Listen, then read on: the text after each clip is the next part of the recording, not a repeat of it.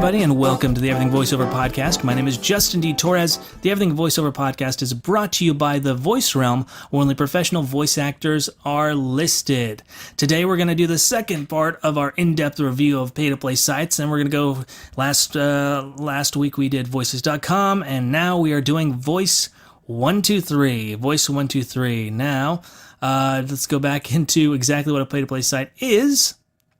Pay-to-play sites are sites that give you multiple auditions. You give them the auditions back, you record the auditions, give them back, and if you are selected, you'll be recording the project yourself. So you'll need a home studio, the ability to edit, record, and produce jobs. In return, you will be able to get paid for said jobs. You will essentially be a person who just does the jobs and gets paid for the jobs. Now, what is the cost? How much is it going to cost me per year? Well, it's going to be $350 to $400 per year. I believe it might be up to $400 per year. Now, this is the exact same as Voices.com last week's. Now, the big question that I think everyone should be asking about pay-to-play sites, not about all this other crap, it's about how many auditions you get. The amount of auditions. Well, numbers-wise, you will be getting less than half of the quantity of auditions that Voices.com puts up. However, they have a SmartCast system that essentially punishes people for auditioning too much, which they claim they will remove. However, that was a few months ago, and since it hasn't happened, so as of July 2018, SmartCast exists, and it will limit your auditions if you audition too much. So be careful about auditioning too much on Voices123 because your numbers will go down. So numbers go up if you don't audition, and if you do audition, numbers go down, which is counterintuitive. I want to do all the auditions. I want to have all the auditions. I want to do them quickly. I want to show that I'm a person who's a go-getter. Voice123 does not like that about us. So you're going to end up having the overall stat ends up being less than half of the numbers of voices. Quality of auditions, here we go. If you have the ability to set a budget on what jobs you will see. So I've set mine about $200, $300 or more. But if you set zero, guess what? You're going to see a crap ton of jobs because there's a lot of no-budget jobs, there's student film jobs, there are all kind of slave labor VO work jobs that should not exist, in my opinion. I don't know how they get away with it. Hence, for like a $350 to $400 price tag on a yearly, I shouldn't be paying for jobs that pay nothing. I'm paying for jobs that pay something, So, recently I saw a national TV commercial, voiceover audition, for a whopping $200. And I went onto Facebook and I posted it up there and I was like, can you believe this? And one lady was like, hey, have you talked to them yet? Have you reported them yet? And I was like, okay, I assumed that I was like, no one's going to give a crap. I reported it. A couple days later, they got back to me. A couple days later, they got back to me again and they said, we're going to close it. So they closed it. And that's good.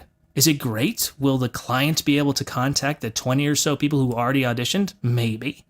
Will the client be able to post up another TV commercial for $200? Maybe. I don't know. The fact that there's an option for national TV commercial and that the budget is possibly 200 and over, or better, or even worse, zero, it's uncalled for. And why should I, as the auditioner, be able to be like, I'm now the employee for Voice123 and helping them figure out, should we put it up for this amount? So that pissed me off quite a bit. So, that's what Voice123 has been doing when it comes to, dealing with these people. Anyway, So the quality of auditions also ranges from zero, because you will see zero no budget jobs, to big jobs. You'll occasionally see like a $500 or $1,000 job. I have not seen very many over $1,000 over the last year. I don't know if they exist. I don't know if they are union jobs that I just can't see because I'm non-union, which is a distinct possibility. So I don't know. I don't know from that aspect. Like I said, most people who are listening to Everything Voiceover, I assume, are non-union. And if they are union, congratulations. All right, now we're going into the system of grading auditions. Well, they have a really great, and I'm being sarcastic here, way of grading auditions. They have a 5-star system for grading auditions and 0 comments on it. So it's like 5 stars. So this is the worst system for pay to play, and nobody talks about it. Clients are essentially grading your audition from a 1 star to 5 star. Okay, that's fine. But, however, that grading is not based on quality. Because, they're only grading 5 stars for people they were like, okay, this guy might be good, 5 star. This guy might be good, 5 star. This guy might be good, 5 star. If I put up like a conversational guy and someone who's professional and great does a conversational audition, but they sound maybe a little too young, I might just give them 1 star just to be like, I don't want that type of person. I want the 5-star people that I think will work for it. So they need to sort it out for what they want. So a great audition that has all the qualities of a good audition may get 1 star because it's not the type of sound they want. So you're getting 1 star and 5-star ratings. That does not make any sense. You should only know if they listened to it and if they liked it. If the client has no remote need to try and teach voiceover actors to do better auditions, that is not, and also I wouldn't trust them either. Clients are not sound engineers. So they shouldn't be, shouldn't be like, oh, that was a bad audition. It's like there's a million reasons for a bad audition. Maybe that person just has a little bit of an accent. That doesn't mean that they have a bad setup. So clients only need to find the right voice. That's the thing. Get in, find the right voice, get out. That's it.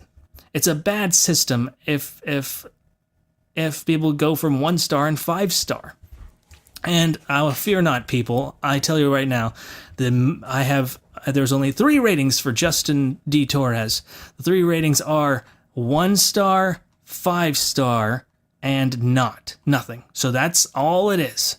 So I'm getting all these crappy 1 stars because I'm just not right for it, and that's fine. But also I do good auditions, and they are quality, and they are with a very quality mic. So I just have to kind of bite my tongue and be like, 1 star just means listened to, and probably not going to get that one. That's all it means. Now would be a good time to say that the Everything Voiceover Podcast is brought to you by the Voice Realm, where only professional voice actors are listed. Now, next up, we have a system of feedback. If you noticed last time, there was a 5-star system of feedback for voices.com after they completed the job, which is a great system because you can use testimonials from that on your website for marketing. What is the system of feedback for Voice123? There is none. There is 0 systems of feedback after you have finished the job. Voice123 has no vested interest after the client has found their voice.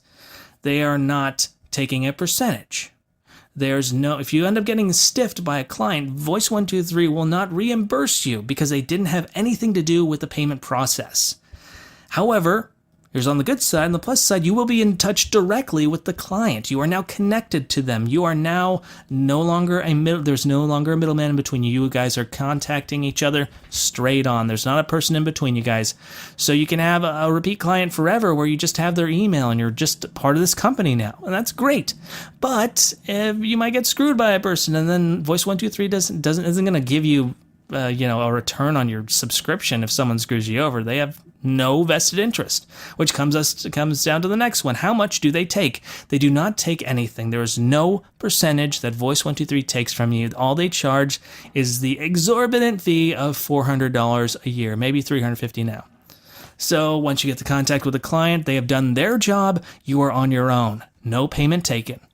So that's great. You get all the money. Unfortunately, you have to make sure you get the money. You are the person who's in charge of it. You have to contact them after the job is done. You have to make sure that they pay however you want them to pay, or you guys need to make sure what a wire transfer is and how you're going to get the money from point A to point B. Some people have done, since you're not going through a middleman, some people have gone so far as to be like, hey, pay me half up front and then pay me half afterwards. I have never had to do that. Majority of my clients have been pretty spot on with payment. This particular situation, the one situation where I did get stiffed, it's just what it is, It's a 1 in a million, and it's probably 1 in 2,000 as far as jobs go. So, you are responsible for your stuff. Now, what about customer service? What is the Voice123 customer service like? Well, in my opinion, when the time I got stiffed, it was kind of non-existent customer service. People weren't getting back to me. There wasn't even a phone number back then. But however, recently, which was like about 2 weeks ago, I went and reported the $200 TV national commercial job. I did get contacted back, and they actually closed the job. I have to keep saying, does the client actually still have the ability to contact people? Are the clients still in good favor with Voice123? I don't know. If I see another one from the client and I see they're still doing the same old crap, I'm going to be pissed off. And who knows? There might be some unsuspecting of that 1 in 20 that was okay with a $200 check to give themselves a national TV commercial. They could do that. These are just bad clients, and it's a bad system to be able to get that through. But they did close the project. So, back in the day when I was having trouble, I never was able to contact anyone by phone. Now there is a phone number. I haven't contacted that phone number. Things might have changed since then. But already by contacting them, I found that there was someone there to help. I also tried to contact them about their SmartCast being SmartCast being shut down, and that's something that is happening, and it's going to be happening after a couple of months. Who knows? I expected it to be done after the voiceover conference. It was not done after the voiceover conference, so like I said earlier, SmartCast function is still there, and you are being punished for doing too many auditions. Anyway, is it worth it? Is this worth it? Is it worth the $400 price tag per year to be a part of Voice123? Now, I always tell people that this is the only reason pay-to-play sites, regardless of everything that they do, you should judge them based on the amount of auditions they give you. That's it. And also the quality of auditions, because I don't want $105 auditions. I want $150, $100 auditions, $250 auditions, $1,000 auditions. I want opportunities to work with good people. So just from pure quantity and quality of auditions, Voices is the go-to for pay-to-play sites. After that, what I recommend is that if you are successful at Voices and you've gotten a couple of jobs and you've made your money back and you've done a couple and you feel confident that you are actually a good voiceover actor who can do a lot of work, then I tell people to supplement it with a Voice123 account so that they can make even more money and they could add on those auditions to their daily auditions. Or supplement it with another pay-to-play site. I always feel that the rest of the sites are great as a supplement to Voices.com, just from the pure quantity and quality feature. That's the only thing that I judge it by. And you may want to consider supplementing it if you're already neck deep in the pay-to-play process. So hopefully this has helped. This has been a Voice123 in-depth review. Now, what's a conclusion? I think Voice123 has a couple of huge flaws that have set them back, and though they are not of the ilk of Voices.com, where they're really trying to put a middleman in between the process and take percentages off that, they also are doing stuff that are just stupid, like the SmartCast function and the feedback audition function, which provides no help to anybody. So, and also the zero budget jobs and the student film jobs, which shouldn't be even in a playing field of someone who pays $400 for a subscription fee. That should be in like some other tiny site where you're paying $5 a year, where you could be given the opportunity to do voiceover for a student film for nothing. That shouldn't be something I pay for. That should be something that's just readily available. Anyway, enough of that. Thank you guys so much for listening. This has been the Everything Voiceover Podcast. My name is Justin D. Torres. The Everything Voiceover Podcast is brought to you by the Voice Realm, where only professional voice actors are listed. Thank you guys so much for listening. Have a great summer. Go ahead and check out everythingvoiceover.com. Follow us on Twitter at everythingv. Thank you guys so much for listening. Have a great day.